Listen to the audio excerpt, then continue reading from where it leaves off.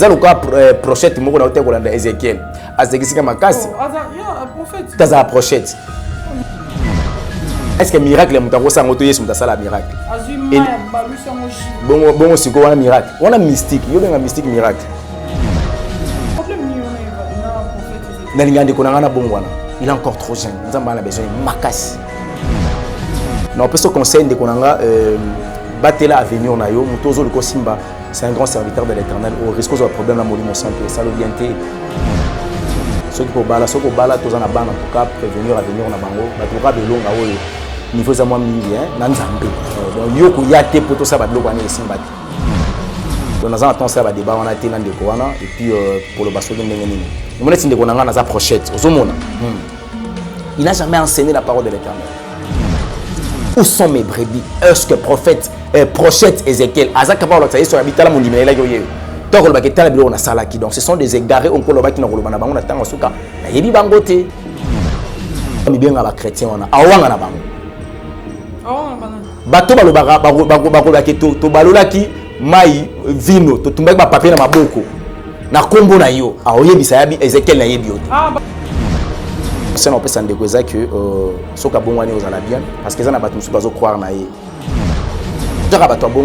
déjà un hypocrite ne peut jamais hériter la vie éternelle azandoki hypocrite azandoki somme dans la carte hypocrisie c'est un sorcier somme dans la carte hypocrisie c'est un sorcier somme dans la carte hypocrisie c'est un sorcier. C'est nombreux sur vos postes de téléviseurs, c'est bien moi votre servante. Ce que nous voyons, c'est que Dieu veut faire avec le président Félix Tshisekedi, le résultat est sans détour. Maître Ikoulousi, tout est papa dit binonyo surtout na bingadino bye ala mbote na balandinyo surtout ya chez Biso Télévision et na balandinyo surtout ya chez Cecilia TV hein c'est bien moi votre servante la servante de la presse c'est Cecilia je dis merci beaucoup na balandinyo surtout ba o bozo s'abonner na ba onan bo s'abonner te bo s'abonner massivement et merci beaucoup na ba conseil na bino na ba commentaire na biso na ba commentaire na bino ndeso sala biso ke tokola na émission na yambelele bino évangéliste elonga babia mwana mosala domestique en col donc évangéliste elonga tozana na makamba document j'espère que ezala ki recommandement na bino ba téléspectateurs na biso ba union surtout bolandaka biso ba ego sepelaka na émission na biso et surtout bosanga ba bien makasi na ba encouragement na bino de bongo na Cecilia tozala ki na papa elonga na émission ya témoignage melelon on va parler juste sur les questions aux ba téléspectateurs ba tuni biso à propos ya dépouillement et je dis merci beaucoup à moi Mboka Babi congolais de mère et de père docteur Joël Mundandi avec Fatih Santé avec Fatih Santé to support docteur Joël Mundandi na initiative oyo à saleli biso ba congolais osana posa vraiment ya kozwa traitement na ya bien que na en 54 Mboloko na Matete na Sion Hospital Ndewana Moto Azo géré ezali docteur Joël Mundandi. Je dis merci aussi à mon petit frère que j'aime bien petit na fulio trop Yannick Ntiala Mokonza Makara Dirba donc on a posé autant bon Makara Dirba bien contacter Yannick ou bien Obenginga na souka émission on peut son number na Obengo pose Bakar. Je dis merci beaucoup à sponsor officiel Jésus-Christ de Nazareth ou à ça la Cécilia la servante Azala ou Azalelo. Je dis merci à mon frère qui est derrière la caméra Chris Assoumani. Je dis merci aussi à Benny Maboko Crépier et je dis merci aussi à Dinige, Babi Dinige, le grand réalisateur technicien number one. Il est montage et Billy Cecilia. À tout à l'heure, Christian Osman Fungole Langa plateau n'a pas sa invité dans la moto. Mbote, j'ai dit Mbote Moumbu domestique Nankolo. Moi la musala Zambé, il y a mon combo Elias Abengarayo. Moi, t'es maman Cécilia la servante. Au Bominga Mabé. Ah, il y a papa. Elias Amta Matate. Donc, il y aura un niveau à titre domestique. Moi, la Moussala Kolo. Effectivement, je suis son serviteur. Je dis un grand merci. Mais quand on a stateur aux Amoussalité, et à Monaco, ma Moussal, Nazaré, a Benga Moana. Après, c'est un pouvoir, il y a comme Moana Nzambé. Et na kati ya musala ya tata nanga albité aux amours nanga mais je t'engage encore. Nazalo quoi nazamo na musala te mais je suis un travailleur, je travaille pour le royaume de mon père. Donc je suis aussi l'héritier du royaume de mon maître qui est Jésus-Christ de Nazareth. Avant ton bandanio so papa kamba biso na prière. Éternel Dieu, Jésus-Christ de Nazareth, nous te bénissons parce que tu es bon. Merci pour la grâce. Merci pour cette opportunité que tu nous as accordée. Seigneur, nous voulons parler de ta part. Nous demandons la présence de l'Esprit de Dieu pour qu'il puisse commencer de biter à cheminer, pourquoi pas de conclure. Ceux qui ne confessent pas ton nom, et à la moussika par le nom de Jésus-Christ, nous avons aussi prié. Amen. Amen. Liloba, papa na balandinyo surtout na balanzambe o bazolanda pour na émission lelo. En tout cas, je dis un grand merci na bandeko sur la biso, nzamba la pambola bino. Pourquoi pas na ça peut merci na ndekonangai le docteur Joël Mundandi oyo asali initiative moya kitoko koyeba ko soutenir le peuple congolais sur le plan sanitaire. Moni mutakanisi sur la santé, c'est une personne vraiment à soutenir. Donc merci papa nangai pour d'abord les idées.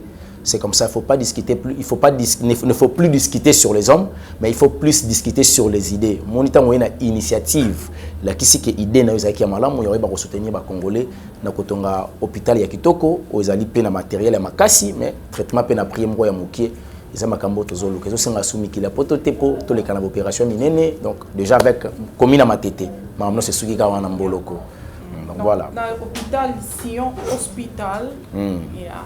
Ok, na Fati santé de docteur Joël Mundandi azana pour na kosunga peuple congolais. Papa to en émission na biso lelo, eza ba question ya ba téléspectateurs na biso ba poser ba question eleki ebele ba la servante afin de continuer quatrième partie à témoignage avec évangéliste Elonga domestique en col moi la mosala nzande tout n'est ba question parce que ba question eleki ebele je ne sais pas boteninga regarder ba on surtout na obosana ba question na bango please boko milanga na téléphone avec quatrième partie à témoignage na biso ndena ko avant to banda témoignage na ko poser papa ba question na bino to bandi non na question ya sœur na biso elle s'appelle sœur Lydia si je n'ai pas oublié sœur Lydia soki na bosanité papa sœur Lydia alandara yo mingi na témoignage première partie deuxième troisième boto sala kinayo a poser ki ba question abinzamba pambola yo alenga au moins 2 heures du temps que nzamba pambola yo azana Belgique. Okay. Elle s'appelle Lydia. Abi kenzamba pambola yo na mateya na yo ezo sunga vraiment makasi mais azaki touché à kosala dépouillement parce que si j'ai na biso le tokoloba sur dépouillement abi oloba ki marama dépouillement ba make-up ba mèche ba pantalon tout consort mais azana souci question na eza vraiment moulai papa il faut zota ya ko répondre ngo pe o sunga peuple de Dieu ba oba du chance à ko benga ngate mais à partir ya émission oyo ba nzambe ba comprendre ezate ka keto so ba question ba tu nyonso ba posaki nazo soit juste 2 questions. Il y a sœur Lydia parce qu'il y a eu vraiment Zaki Moulaï Makas. Premièrement, papa Alobi Boé. Andimi Kosa la dépouillement. En fait, Saint-Esprit a convaincre à ça la comment on appelle ça dépouillement. Mais le problème est que Azala ki mutu ya mwindu et vu que tiamo ba mafuto ba éclaircissante wana et comme ici est un clair et de 2 azana mallette ya ba chaînette. Alobina tuna yo question ndenge azalaki mutamunda timwa teint clair wana mafuta éclaircissant est-ce que les a péché et de 2 ndenge azana ba mallette ya ba chaînette na ye asala nango nini et de 3 ba kabelo na ye ba pantalon na ye ba biloko nini so ezana nu ya ko bomba nana sali nango le côté alobi o répondre ye on s'y dit l'Éternel asala nango nini po la fois passée ba une émission que non o batumba côté kate za péché tumba parce que tuni atumba na ba chaînette ndenge zana eza kwa mbongo lupangu donc chaînette ba chaînette ozana ngo ko somba heureusement que zambongo a vite là on a sepeli yango les zambongo lupangu mais ya vite donc mbongo tanga luka mbongo nda somba chaînette donc sopa luka atiki yango abi atumbi yango luki pe mbongo osama ba mususu vous savez papa atumba malette ba chaînette osana ngoni mais papa, on va répondre à la première question que Azaki Mutamundu a éclaircir pour nae et deuxième question il y a ma chaînette ou Azanango. Non le baboué. Marambo Italie d'abord le dépouillement est à niveau extérieur kakate. Le dépouillement commence par l'intérieur, ça signifie la vie du péché. Alors Christ est venu pour ôter le pouvoir du péché à l'homme pour que le péché soit dépouillé. Alors sur le plan extérieur, ça reste maintenant le rôle de l'homme. par rapport à la conformité à vie présent, Romains chapitre 12 au deuxième verset qui interdit de vivre la vie actuelle. Donc le bel biso que non, ne vous conformez pas au siècle présent, mais soyez transformés des renouvellements de l'intelligence. Alors, par rapport à Motuna Naye, ce que ça muta mwindu, par contre ma foute commission pembozo obligeau tika, ma foute wana, zonga mwindu, parce que au corriger Nzambe. Donc acte sans Nzambe qui ngana bonga ko za mwindu te fagina za la pembe. Alors toutes les corrections que l'homme va faire le créateur incréé, motowana a la sanctionner pour en faire. Donc le salaire du péché, c'est la mort. Or, la mort, ce n'est pas la mort physique, mais c'est la mort éternelle. Donc, pour la Belgique, et là, son jeune comme mafuta, un dermatologue, et puis produit naturel et qui permettre à donc c'est purement satanique. C'est vraiment satanique. Tout ça qui est par ignorance. Tout ça qui est par ignorance. Alors, comme il y a la connaissance est là, nous voulons se dépouiller dans ma donc nous avons une obligation. Ce qui concerne sa peau, elle est obligée à tika mafuta ou comme ça qui pembe. Est-ce que papa, oui, bibi so bata pembe, le roi la servante, na zara pembe na tiré mais na côté na éclaircissante. Son atiki na batampo ya obimangati. Écoute mondeni, aux aradem to pembe. O éclaircissante so tiki sala batampo. Non non, so ce que tuni ba dermatologue ba oyebi so que non, ils ont la possibilité ya osaba mafuta zali naturel ba fruit na biso. Ezali, maintenant oyebi ça na personne numéro c'est éclairer ce wecha. Par le mafuta biso par la asala ba mélange so ki ba carotte, ba bilo moi bongo ba avocat, so ki nini. À part au cercle switch. C'est quoi papa depuis ma besoin la mafuta? Oui, mais babilo ko na nyonso tala le monde des ténèbres ils ont atteint quoi envahir biso. Et quand ils sont na 4 pour détruire biso to za la kana kata désobéissance à l'Obanzambe. Ayebi que so okimi ekobo, okimi masanga, okimi kofinga, okimi la sorcellerie, okimi la magie, okimi la haine, okimi ko kanisela baninga mabe topé ko kosela baninga makambo, okimi le mensonge. Abina la nena ndenga sur le plan extérieur. Pourquoi? Parce que la Bible nous dit que vos membres ce sont des instruments de la justice de Dieu. Ozomona. Donc il y a un moment où samba lisumé et samba. Alors tout le monde a pensé comme ça salaire nangoni. Na pesa comme on salaire nangoni. Ah nzoto no lataka mondeni. Ozaki nzoto onga na pesa kio yo komi kolata yango bilamba o iso permettre yo okende ko séduire mibali à travers ton accoutrement. Donc accoutrement ça li ke okeli felo. Alors, toutes ces choses-là, c'est mondain, ils sont liés à Mokilia Satana. Alors, nous sommes là pour ne pas vivre selon les mondes, mais selon l'esprit. Alors, pour vivre selon l'esprit, il faut revenir encore maintenant par la révélation de la parole de l'Éternel Jésus-Christ. Donc, Babilo Kwana, il faut vraiment tout marotika yango. Ce qui concerne Magambuya Ponaye, en tout cas, côté Wana Abungisango. Et deuxièmement, pour les chaînettes, non, c'est simple, à Tumbanango. À Tumba chaînette, ngai na webisa tumba mais na obakele conseil mo likolo loko azana décision otika makambo nyonso elingi baki aolata su yango te akota mabondeli atuna molimo centre akopesa orientation tu vois le secondo le bible papa pour te ngana ko lo makambo na sepeliso te parce que Galates chapitre 1er 10e verset lo bananga so na o sepelisa yo na longo disciple Jésus eza en bible donc na ko sa makambo na sepeliso te non sa makambo ndenge sengeli so yo sepelité eza engagé so ko sepeli eza engagé yo. Et pour la Babilamba, on a gardé. Vous savez, un jour, quand on a une époque dans le monde, on a une prière. Et là, à cette époque, il y a une alliance na pasteur.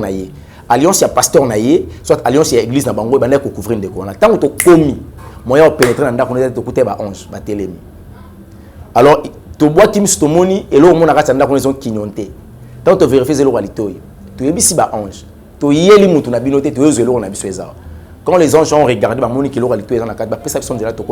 affaiblir ta vie spirituelle à moi. Après, donc, il y a des gens qui sont là, ils sont satanistes. Donc, quand on regarde les pantalons, on regarde les chaînettes, on regarde les souki, on est pas sûr qu'ils ont un nyoka. Et so lingi, tout ça les programmes. To prier aucun d'extase. Yondo yo yebisa, yondo mto yo yebisa bango le dépouillement. Na prier lo ça aucun d'extase. OK lo là, okuta na trône, ofana na trône à Jésus-Christ de Nazareth. Il y a expliqué makambo na oloba. Ba faux prophète hein, ouais mais on a bien ba prophète. Ba kenda ba sala astral. Biso siko ba nzambe to kenda na extase. C'est biblique hein. Nzambe apesa ki yango na Corneille akenda extase. Jean a extase pas comme un livre et la révélation bien l'Apocalypse. Je peux prier pour toi, tu pars aussi en extase. Donc c'est moindre des choses. Eh, papa. Car tu es découvrir. Tant que tu as regardé les sous qui ont regardé les chaînettes, donc c'est facile à la pénétrer par les démons. C'est facile à la capter par les mondes sataniques ou les olukai. Donc tu as prié, problème les azana bilo qu'on a bango. Donc facilité aux oeils bandoza. Donc Fabi mais ça on est à tumbiango, à kabate. Ça le la mutalobi ote la Bible nous dit tout est sanctifié par la parole. Na rosimba pe sou qui a sanctifié on a c'est simba kasi bien sanctifié bien bongo mela kasi. Si faut te sanctifier nous surtout ça peut bien te sanctifier en automela. Non non, c'est pas ça. Ce sont des interdits. Donc comme ce sont des interdits to go salangote. Wana chango mupandi o ya biso te ya biso te ya biso ya biso. Donc abimisa tumbango. Mais si Dieu voudra, d'ici le mois prochain, tout comme à la fin du mois, on a en Belgique, on sait l'effort dans mon œil. Si vous conseillez nous c'est ou bien prier ni na kosa na ba moment parce que obi mutu soki auti ko se repentir, il faut azala na ba père spirituel moko baza vraiment fort.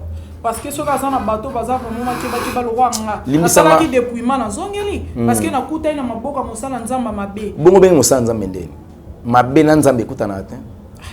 Le ban akutana ki na faux serviteur nzambe. Faux domestique.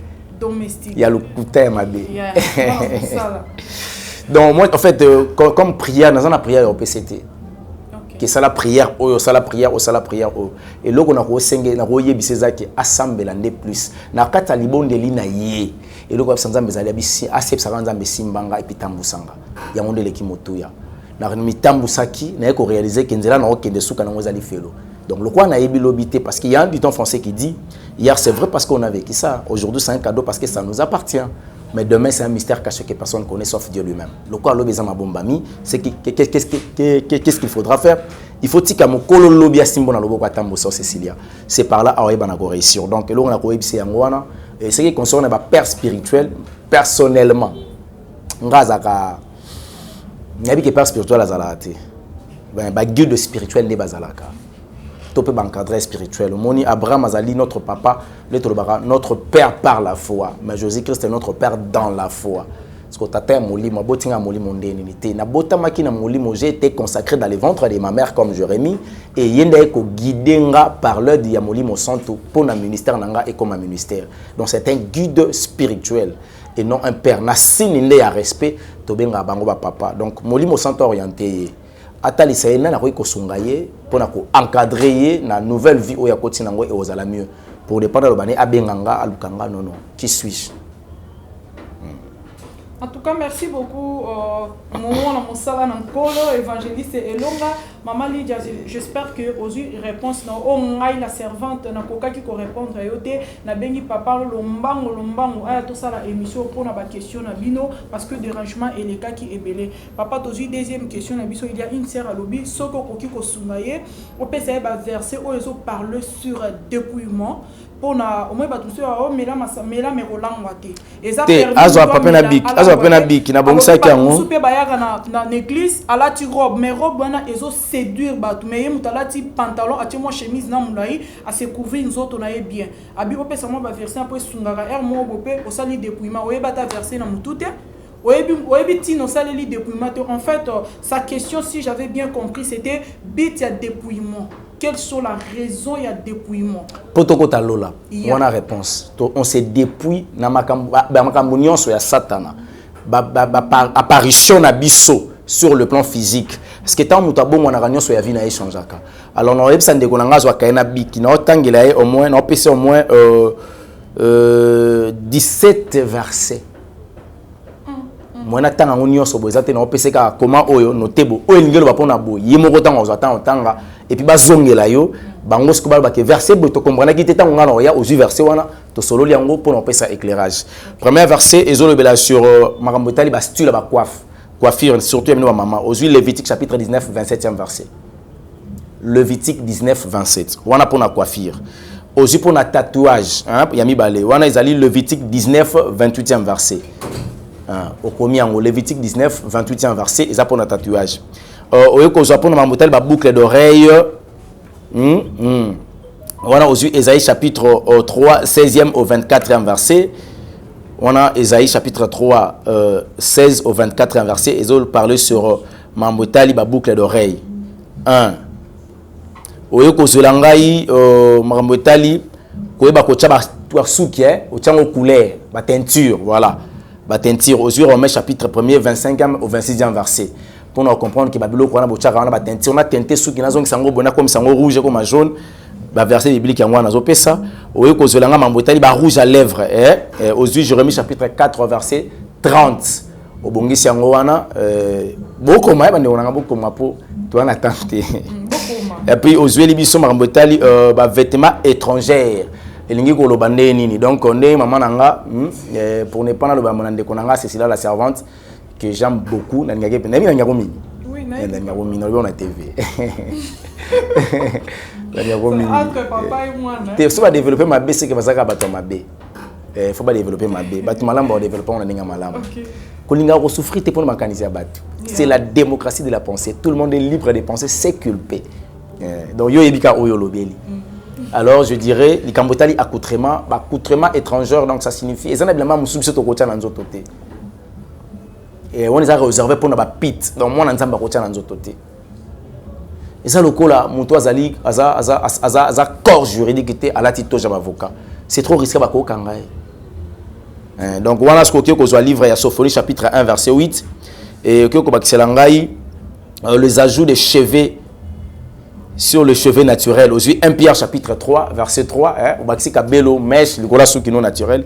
Aux yeux 1 Pierre chapitre 3 verset 3 aux yeux lingai mona mobali oyo azara souki bela beaucoup kata souki. On aux yeux 1 Corinthiens chapitre 11 verset 14 ils ont parlé sur la longue cheveux et puis aux yeux libiso basi oyo baluka ko kata suki topé ko boya ko couvrir mutu na bango na moment ya prière to ya prophétie aux asuna 1 Corinthiens chapitre 11 à partir du premier verset tina 13e explication claire nango ezawana marambo etali moi soza olata pantalon ndenge to baki ke moi ça olata pantalon te wana oké ko zwa Deutéronome chapitre 22 verset 5 bokomeli biswango et puis ozui marambo etali kolinga mokili être ami du monde wana oké ko zwa Jacques chapitre 4 verset 4 la musique mondaine oyo bino bolinga wana mingi ozeli biso Amos chapitre 5 verset 23 et puis oyo kozela biso makambo etali koyiba wana ozui de Exode chapitre 20 verset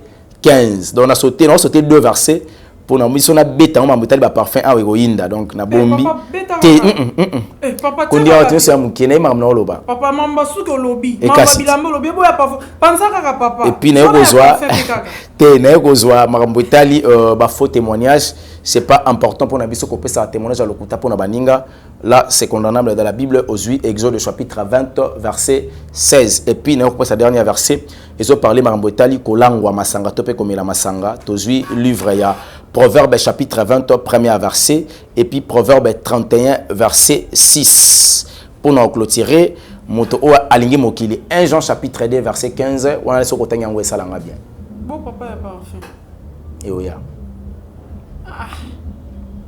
et ko bakla sou débat ba zone ba verset ba zui on a bakla sou makamu et ko sona parfait le souté mais to comment so lanzoto to comment boye to comment boye na yoka une fois na comment ba parfait que les interdit ba na nzambe ba sali la parfait si ko sunga peuple dédié papa dans l'émission to sali uniquement makamba dépouillement ba question o ba tuni biso bon ba zo livre ya Exode chapitre 30 37e à 38e verset so batanga ngo ba comprendre mbotali ba parfait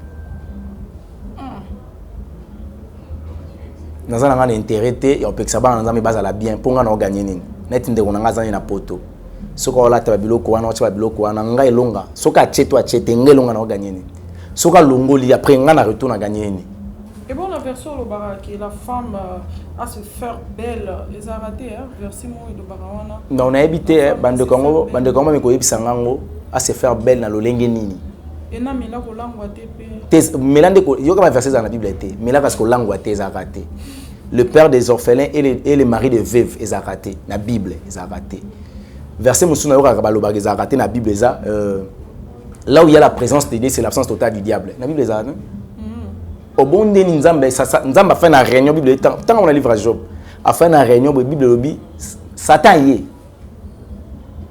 nzamba tonné d'où vient-tu non tu beta tourna moki la tuni boni serviteur na Job omoni ce qu'on a basé qu'on a pris ça t'est indien si la présence de Dieu, c'est l'absence totale du diable. Soit ils ont un problème, il y a explication par rapport à un message. Et si on a Satan, est vrai. Ah, ok. Mais comme la Bible lobby, que là où il y a la présence de Dieu, c'est l'absence totale du diable, c'est faux. Parce que c'est faux, c'est pas biblique. Tu es le père des orphelins et le mari des veuves. Le mari des veuves n'existait pas dans la Bible. Et bon, ils en disent, papa, le père des orphelins. Le père des orphelins est le défenseur des veuves. Jésus-Christ a salué le mari de l'église, l'époux. Donc Jésus n'a jamais été le mari des veuves. Il est le mari de l'église, le défenseur des veuves et le père des orphelins. Mais là, qu'est-ce que l'angoisse est raté? C'est là qui histoire Paul a dit à Timothée parce que Timothée souffrait de l'estomac. Il se prenait un peu de vin pour l'estomac. Donc, il a dit mais là, qu'est-ce que l'angoisse est? Parce qu'à l'époque, le vin ouané bandait qu'on traité. C'est que le quoi ici. Donc voilà. J'espère que vous avez aussi la servante. Donc, ma question est belle. La question est belle. J'espère que l'essentiel na oyo, moi na mosala domestique na kole évangéliste et longa oyo alobi. J'espère que bon sepeli déjà na ba réponse na. Papa to kende muke eza na frère Nana Kevin agence import export na rue d'ici. Atuna ki hypocrisie ya ba chrétien. Hypocrisie ya ba chrétien par dépouillement pour tous na kati ya dépouillement na abi au monde moto asala dépouillement abongwana la tarabilamba milaya kangara bafula la tara biloko mato ite mais kotonga parce que il y a une sœur dans la fouille d'ici hier panzarane karabat mais azam taba dépouillement assez dépouillate assez dépouillé na libanda bon na kati assez dépouillé parce que pour moi les affaires muta assez dépouillé na kati so 1 Corinthiens chapitre 6 et à partir il y a 5e verset puis na kiti na tang na kombo na Jésus Christ. Je le dis à votre honte, ainsi il n'y a parmi vous pas un seul homme sage qui puisse prononcer entre ses frères, mais un frère plaide contre un frère, n'a sauté, n'a zongoka à partir il y a 9e verset. Ne savez-vous pas que les injustes n'hériteront point la vie éternelle? Ne vous y trompez pas, ni les impudiques. Donc moi suana, ce cas c'est dépouillé na bilamba boalongola basuki babilo wana nyonso, mas impudiques a okota lolate, ni les idolâtres, ni les adultères, ni les inféminés, ni les infâmes, ni les voleurs, ni les cupides, ni les ivrognes, ni les outragés, bato a finir à bateau. C'est un outragé. Ni les outragés, ni le ravisseur n'hériteront le royaume de Dieu. Donc, Jaramoutoua Bongo Lola Panezati, à se dépouiller. Parce que le dépouillement, ils allaient extérieur et intérieur. Extérieur, libanda, intérieur, il y a 4. Alors, ceux qui ont se dépouiller à tous les deux niveaux, le dépouillement total. Parce que Toroko Talo en a 100%. Toko Talo en a 99.9.T. On a raté Lola. Donc, il faut tout ça la propre et devant Jésus-Christ en tout et pour tout. Donc, Jarabato Bongo, déjà, un hypocrite ne peut jamais hériter la vie éternelle. Azandoki, hypocrite Azandoki. Son hypocrisie, c'est un sorcier. Parce que tu es là avec les gens, parce que la sorcellerie, c'est l'hypocrisie. Tu fais un bateau, or que via bateau, ils ont bloqué par nayo. Mais au lieu de bango, mais la bango, ou c'est bango, mais évoluer raté, il y a des responsables. C'est l'hypocrisie. Donc, un hypocrite, donc, l'autre tour, c'est moi, si soit bongwani aux ala mieux. Soit bongwanité, on fait réseau zéla. Pendant la grâce, ils ont raté. Le salaire existera. Le péché et l'enfer, et puis le royaume de Dieu, si tu vis dans la sanctification. Mais papa, dans celle qui émission ex-magicien, catcheur Vasco, Akoma Lelo, évangéliste et Daniel. Alors, qui était une émission de ça qui n'a eu ce que Sumuki. Les pardons sont à 3 niveaux. Moi, c'est cela, on a salé au Salinga Mabé, na mis sur bateau. Après, au monde a aboyé, Elias a remoyé Bissaoto, délige mon solazo et psalobi.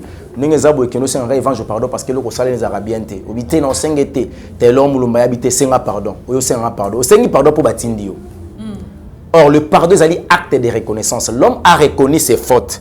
Et puis, il a regretté en gros. Mais il poussé à causer un pardon pour le bazon qu'il a sauté. Chaque pardon est à la moyenne une décision de ne plus revenir. Mais ce qui pardon comme poussé par les hommes, ça signifie que c'est un faux pardon. Dans ce cas, j'ai pardon. Deuxième pardon, c'est au sali ma ben ami soit battu. Non, mon até que mon sali ma ben à église, à signer pardon à cette église. Pourquoi c'est une église? C'est parce qu'il a offensé tout le monde.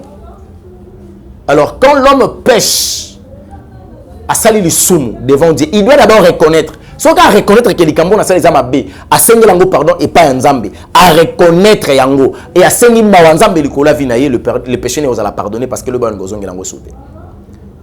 Mais si on sengi pour le bazongi là, il va que même zamba il va avoir intention na biso donc perdre sa temps. Le péché peut être pardonné en demandant le pardon si réellement tu es conscient que tu as fait le mal. Au tenzambe limisa rara ce qu'on a ça pendeni il fallait kana iba pona moni moya osala les aete po so na ibagite membongo no ngenge sungangate limbisa rara donc ce qui fait na longola razemi pona ko na ko des classes na ngala na choix tenzambe limbisa non ça c'est pas un pardon. Tes péchés là n'est pas pardonné.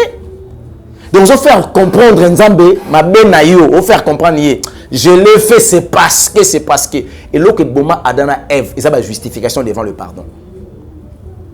Adam, pourquoi tu as fait ça? C'est pas moi, c'est la femme. Pourquoi tu te justifies? Pourquoi tu acquises? Demande pardon.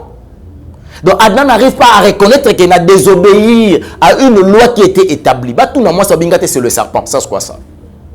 Voilà pourquoi il a fallu Jésus-Christ sur la croix. Père, pardonne. Bango nyos. Christ a senga pardonné à Adam. Tinangalelo. Pardonnez bango pour baibilo basaliti. C'est le pardon du péché au Christ a senga la mokil mobimba. Ne sera que mokil les a la sauvé. Voilà. Dans ça, on a une mission. Oh, le 15 versets. Troisième, papa.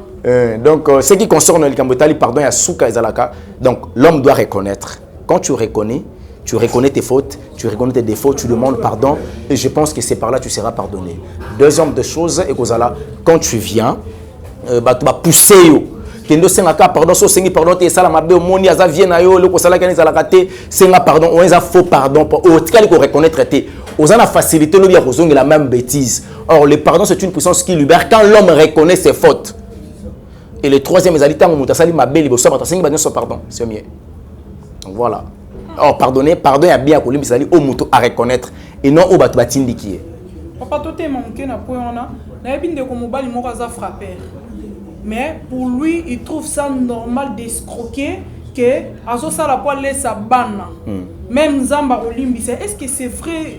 Na dengepo na mekampe ko talisa po azande ko moko mato ebani na mingi to partageaka donc na zokata vraiment ko partager na ye na sunga na kolobelo ko na bi eza péché té ko escroquer eza nango péché té parce que Azo luka lolenga olesa bana escroquer mbongo to mela masanga te masombeli mona ilamba alesi est-ce que eza malamu na papa? Bon, il a un problème d'abord, il y aurait balisou mezanini. Il connaît pas le péché, vous voyez. Il connaît pas le péché, c'est quoi? C'est la transgression de la loi de Dieu. C'est quoi la loi de Dieu à éviter? Quelles sont les lois que Dieu a établies comme le principe muta violeté? Tant qu'il y a zo buka éviter qu'il y a un mobeko, ils a buka. Ils a le quoi mon azamon na mukie. Un enfant ce qu'on ça mabé obéti mbata ba ba no bia tiko beta zamon na mukie ba mbo salate. Malgré ça mabé à moi mukie. Ozomona. Alors à un certain niveau il y a vie Cécilien na biso. Ce que moni muta comme la capacité au sein pour réparer, à ça mabé pour aseng esquisse, à ça mabé pour aseng esquisse. À comme non capable de aussi ma responsabilité. Ba pesa ka responsabilité na muto za capable ko sala likambo. Avant ça lobi est-ce que likambo no sala ba inconvénient cause à la nuit. Vous comprenez? Alors j'ai un découvert donc ça problème les azano musika na Jésus. Donc ça d'abord mon pagano et puis il connaît pas le péché c'est quoi, quelles sont les conséquences du péché. Ni ne ko ya aucun de ko escroquer pour ya beaucoup la bana. O laisse bana mbonga makila. Mbongo za ya ko beba et puis le but que ça les a li sumu te bon pour na li sumu ko zani. Okeri c'est quoi? Tant que ko si muninga offenser muninga, o sali muninga mabe. Yo ebite ko sala muninga mabe za péché. Et loko ya sala baninga so ba sali ya olingango. Olingango te donc mais effectivement les dépouillements ils ont dans les sumu, tout ce qui est péché ne le fait pas. Avant de chiter papa, kota eza nango polémique te eza juste analyse tout ça la bonne immaturité à ba serviteur de Dieu oloba nini lelo to moni bino ba serviteur beaucoup ko utiliser cher comme ba place ya ba compte à rendre vous en a problème na mutu vous avez un problème na mondimi oye côté ya mona cher bon est-ce que wana siko est-ce que wana est un serviteur dédié problème est wa problème est là qui même bino ba journaliste d'investigation ba tamayeli ba benga bango yo poko benga bango bongo na yo pese Cécilia église a monene lingelo bani kozana bâtiment na bato beleni wana l'église a monene muko Christ oya oya zo ba bâtiment to oya zo bato oya benga moi c'est une église église quoi monene donc moi ça moi monene église à monene zani je comprends pas na comprendre mo wana te église à monene n'est papa so Léopold Mutumba za bongo so kazana 700 personnes qui va kazana église à monene ana bâtiment ya monene ba fidèle ebelé mais ana église à monene te église est comme à monene so qui la famille de Dieu comme monene est-ce que bâtiment so ba yaka wana sur les 700 baza famille la famille de Dieu c'est ça le problème moto oazomi benga mosala nzambe to ba benge mosala nzambe soka zo matana chia pour critiquer les autres pour insulter moi na ye atubeli azu confession du péché moi na iko matea na ye elingolo bakaza mosala nzambe c'est un païen parce que azo manquer ni na web ça libota na nzambe or Jésus-Christ reste en actualité au mois de janvier et décembre de bon moiti kufa yeso à l'actualité parce que Bible est aussi la raté. Ils ont le cas prochette moko na hotel kolanda Ezekiel azekisika makasi ya prophète taza prochette aza prochette makambutuye ndo sa miracle azo boya ko ça est-ce que miracle mutako sa ngoto yesu mutasa la miracle azui ma balusi ngoji bongo siko wana miracle wana mystique yo benga mystique miracle ndeko na Ezekiel bisika bi elonga je t'aime beaucoup moza mona ta l'église nango côté até atane ekodi même na côté abana ekodi mité il a raison c'est parce que les églises ba païen. Moi je suis l'apôtre Pierre. Je détiens la clé du royaume des cieux. On a kangana se kangami likolo. Problème ni on a prophète Ézéchiel. Nalingande konangana bongwana. Il est encore trop jeune. Nzamba na besoin de makasi. Azo désorienté ba te belé et belé na niveau moko impossible. Et à l'obélé mambotal bablo mo ba angélique ceux qui ni angélique ceux qui va porter mon angélique donc va nous expliquer dit n'importe quoi et puis tant on a ça là qui réplique pour notre ça ba nzambe conformément à la parole de l'Éternel nzoka silika qui mais habito ça ni débat contradictoire mambo belé non peut se conseil de konanga batela avenir na yo mutozo le kosimba c'est un grand serviteur de l'Éternel au risque de problème la molimo santo et ça le bienté et puis tu es encore trop jeune et ce koza na bana ceux qui pour bala ceux ko bala toza na bana en tout cas prévenir avenir na bango batuluka belonga oyo niveau za moi mingi na nzambe donc yoko yate poto sa bablo kwa ne simba te nga en osala ngote na linga ko mingi lokwa ndeko na mobali donc je veux pas faire ça na péché au conseil si peut-être que ça la critique et ça la critique par conformément à la parole de l'Éternel mais aux hommes comme ça net ba ilonga bon ça dépend de toi donc dans un temps ça va débat on a té na ndeko wana et puis pour le baso ndenge nini mo net ndeko na nga na za prochette ozomona il n'a jamais enseigné la parole de l'Éternel. Il n'enseigne pas, il vient pour parler de mystique, des mystiques. Zoa fait déroulire, bakisa kokoti, zongisa boye, photo passé, c'est quoi? Est-ce que ça va édifier le peuple de Dieu? Est-ce que ces par-là nous serons sauvés pour l'enlèvement? Si Christ nous a coûté sur la carte pratique, on a un porte-monnaie, c'est pour activer l'ange à finance. Est-ce qu'il connaît l'ange à finance? Vous comprenez? Donc ce sont des choses et ça purement à l'écart il y a vie chrétienne. Or, que ce soit aux la prophète, un évangéliste, un pasteur, un docteur ou un apôtre, nous avons une seule mission, d'aller paître les brebis de Jésus-Christ, parce qu'au dernier jour, il nous posera la question, où sont mes brebis? Est-ce que prophète Ézéchiel, donc ce sont des égarés, vous comprenez? Alors, j'aurais ma pratique et soi-disant au sein de l'église. Heureusement, on a bien gagné soi-disant parce que l'église, c'est la famille de Dieu. Là, ils aura plus de temple et autres. On a bien une salle de réunion. Donc, mingi église, c'est la famille de Dieu. Alors, bateau bien basal nzambe mingi basal nzambe te. Bazati. Est-ce que Christ a lobby le moka lobby au dernier temps, il y aura au dernier temps quand tant to ya panaye hein, a lobby na makomia lobby. Bogolo bakolo na bengana ki minwa bena kombo na yo mais na bana suka na yebi binote eza message ayebi sa ba musulman tipo musulman di ma Christ comme Seigneur sauveur te ayebi sa ngo biso bato to sa la Bible wa mi benga ba chrétien wana awanga na bango bato balobaka bakolaki to balolaki mai vino to tumbaki ba papier na maboko na kombo na yo aoyebisa yabi Ezekiel na yebi yote ah bata religion wana te bato bambenga ba chrétien wana mais basa ba chrétien te Christo bakina yebi yote muto comme na niveau du Bible na yemo kasimba ki Ezekiel na bi ata yo mo pena ndeko nanga na Bible yo na Ezekiel pour ya sa sepeli singa le na to sekina madame nanga na tongo to totali video yango ndeko nanga na Bible abiboy yo kama mbalo ba abibiblo est complet auteur na Bible livre sacré na yo devant batonio so mokili na ba incrédule na ba païen ba païen athée ba païen religieux ba faible na esprit bato kondima ya muke o bisa que Bible est complet parce que o ya auteur bango sur base ya Bible ni ya livre ni Bible est complet est-ce que bacha Judith est-ce que bacha Maccabée en version ni ya Bible yo salelaka parce que la Bible na ngezali nga c'est la version Jérusalem bon lui second si c'est lui second et ça problème ma version la Bible est complet puis à tourner le est-ce que elonga bi que Bible est 66 livres et ça a 39 livres en ancienne alliance et 27 en nouvelle alliance soit yebité voilà ancien testament ancien testament testament ko za la yakalate OK ancienne alliance na nouvelle alliance mais tu sais comprendre et bango ba linga bien ancien testament nouveau testament donc je comprends ce qu'on a comme de lobby bon on a bien un nouveau testament tant on a que notre temps à droit ba ibsanga batangisa testament c'est quoi na yekola testament holographe testament authentique alors tant on est autant les mots testament na yo comprendre que testament comme ya kala ya sikeye c'est que on a faut abolir so Christ a lobi na yekolongola te mais na yeko faire accomplir sauf que tu as ancien testament on a to bito bomango siko accomplissement aux alawapi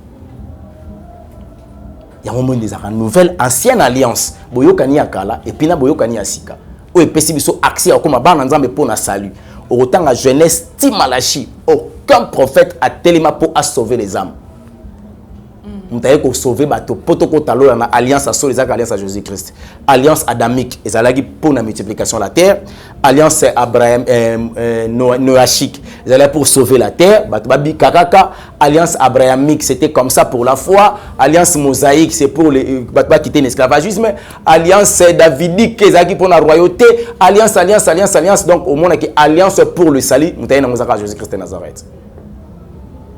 Alors, tant que à niveau à critiquer na livre na yemoko. Parce que le livre ya tangi ezamu ke comme même pas na niveau ya grimoire. Si peut-être il le sait un peu de toucher de la magie mais il n'est pas encore arrivé. Il n'est pas encore arrivé.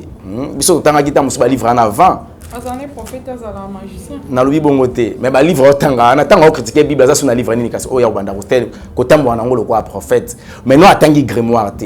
Donc à ça là effort à l'ukatanga grimoire à comprendre que ezamba muso ko bana miso badouté évangéliste il y a un serviteur de Dieu au tinda tanga au commissaire ya nzambe ndeni mutabi que Bible est incomplet c'est quoi hôtel abisoni ah émission photo azonga to komi na suka papa te to gozonga l'émission boité pour na mbotali ndeko Ezekiel non nabi il faut toi continuer na marambo azana na école gardienne yo kuna bengi oza bébé spirituel nyabi naza bébé spirituel na kuna bengi azana école gardienne mais ça chauffe hein? Ça chauffe entre non c'est un petit frère non c'est un petit frère on a linga mingi nzamba salengo le problème ngeza ndeko nanga so bongwani to perdre ni yebisa so kezekela bongo mso to perdre ni le contraire fait ça manalola le contraire fait ça lema to wela Ezekiel nini problème ngeza ka ndeko nanga ndatika ba pratique wana yebisa mutu zwa photo passeport chana kata ya porte-monnaie aux yeux combo na yo au commis pour na kotala ba signe zodiaque na ba signe archéologique na yo et puis zo fait de l'oreille cha kokoti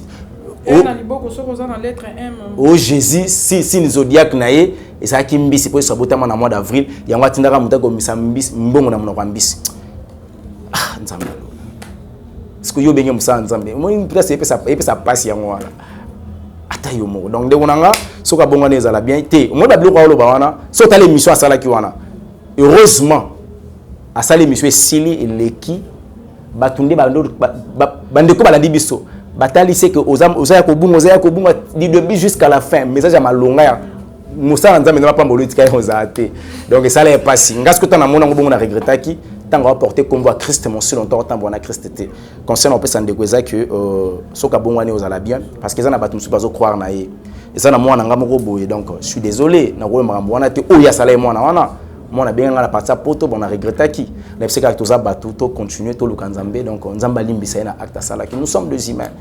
À occuper le loco, bimanamabe, l'obipé aux alamalamu. Donc, là, on a fait un bande de connaissances. Bon, télématé, place au pasteur, soit on a la chair. Soit on a la chair, pasteur, balingi ma bonzana. Ça, la mingue appelle des fonds, la place appelle des âmes. Bima. Yes, on a zaté. Papa pour l'émission Lelo, Christian Assouma derrière la caméra, la servante de la presse, Toshite Papa. Quelques salutations au peuple de Dieu, on est béni pour l'émission Lelo à dépouillement. En tout cas, on a eu salutations à l'équipe Ebele. Na robo ya teme na rozangisa, parce que ezala likama. Et comme ya boya ki orkena boya ki tena zangisa ki. Merci mingi na maman, mais mingi na papa pour me ki na mbongo pour tolia. Donc na ba ke merci na maman Cécilia la servante, parce que chaîne eza yo pourquoi pas na papa Chic Mokadien. Pour bangonde basala ki le message ko ekoma et na bande kono so balanda biso et puis na l'homme de Dieu le Taylor Molumba, hein. Donc na pesi ko mbote. Il n'est pas abîmé plusieurs comme serviteur. Azala ka bakoma te babotama mosala nzambe mais ngonga ya koya na kati elanga nde koki. Mais ça que mission na mambalo ba ki olanda ki on évangéliste. Non na landité. Taylor les juges. Abi formela. OK papa. Et quand la révélation arrivera, on comprend que comme les a reçué le corps, ils allaient le temple du Saint-Esprit. Donc na pesi mbote parce que ngana yebi loka mosali par la conviction de l'esprit de Dieu et puis un grand merci na ndekonanga Elias. Pourquoi pas na bande de ouais. Donc je dis encore un grand merci à ma femme, maman Naomi Tela Marlène, maman Indira Gandhi, Tuberger Queen, na bébé Joachim. Donc papa Zali, on continue. Na bande de ouais, et longue ministreuse partout dans le monde. Pourquoi pas toper sa merci na pasteur Ghislain depuis Afrique du Sud, hein, papa Ghislain Pemba. Que Dieu vous bénisse, l'homme de Dieu. Merci. Continuez, insistez toujours dans le dépouillement parce qu'il y a un monde qui moto ya pour Nabiso. Pourquoi pas un grand merci à pasteur Gédéon depuis Kimpe Sebalobi, le vainqueur. On est ensemble. Maman Florence, honorable. Que Dieu vous bénisse. Et le pour la chaîne à Cécilia, chaîne à Sika chez Cécilia. Non, on peut s'accaber tout conseil que tous ensemble, tous soutenir Cécilia la servante parce qu'il n'y a pas de long en Azali. Et ça m'a ramené dans le bon place, me soutenir dans le bon chez Cécilia. Donc, ça, boyer awa. Et ça l'a bien. Surtout s'abonner, te partager, permettre chaîne et que liboso et puis bah programme est belé. Écoute, un comme ça un peu directeur à programme di pro. Ah mais vous avez déjà pour nous ça le programme donc ma programme qui toque aux ala awa bolanda biso, il y aura pas plus des insanités. On pas comme journaliste hein. T'es non kokaté. Non kokaté mais j'ai une émission lenga na ngana sala ngona yo mais toyo kana bien so membre des premiers ici là. Ezala sur nangi to lobela makambo etali fiançailles ya balongi. OK. Toyo ma fiancé. Mais quand tu vas fiancé, c'est si l'os papier na on a simbi anga to poser bango question. Est-ce que yebi mobile nous a combien de sous kilotes exemple. Moi to misi papa. Est-ce qu'il y a ma maman? Du nouveau chez Cécilia avec domestique encore évangéliste et l'homme a babi à Sika. Comment un domestique Cécilia tayo moko. Elias mtabenga ko serviteur. Talibino hein. On s'abonner par contre on s'abonner émission Oezaki qui donc vraiment te parler sur dépouillement et les canaux chez sur télévision de président Chic Mokadi. Oh ça la servante vraiment plaisir il y a les canaux plateau naie et les capé na chaîne ngai et na batunio so pe ba ko sepe la ba partager le coup me poser me pas encore. Je dis merci, on se revoit à la prochaine. Bye bye. C'est nombreux sur vos postes téléviseurs, c'est bien moi votre servante. Ce que nous voyons, c'est que Dieu veut faire avec nous. Le président Félix Tshisekedi, le résultat est sans détour. Maître Ikpouloussi tout est Papa dit bino surtout na bingadi no bye bye à la